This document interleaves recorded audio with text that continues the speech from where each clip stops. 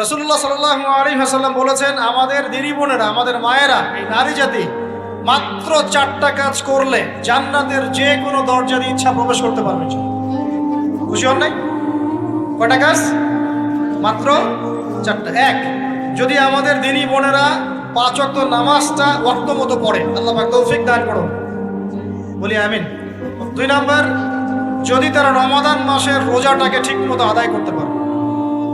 1 number 5 ওয়াক্ত নামাজ ঠিকঠাক আদায় করা, 2 নাম্বার রমজান মাসে সওম রাখা, 3 নাম্বার তাদের লজ্জাস্থানের হেফাজত করা, মানে শরঈ পর্দা মেনটেন করা, শরঈ পর্দা মেনটেন করা। এবং আমি বলে দেই, চেহারাটা আপনাদের পর্দার অন্তর্ভুক্ত। এটা নিয়ে অনেক বাকবিতণ্ডা হয় না সমাজে, চেহারা দেখানো যাবে কি যাবে না ইত্যাদি।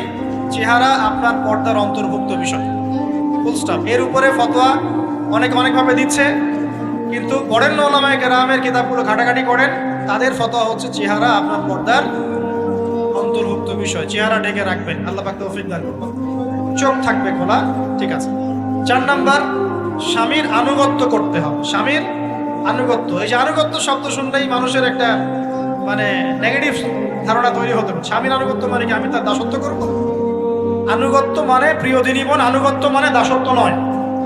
আনুগত্য মানে কোরআন সুন্নাহর যে বিধানগুলো আপনার স্বামী আপনাকে পালন করতে বলবে, আপনি সেগুলো করবেন, আপনি করতে বাধ্য।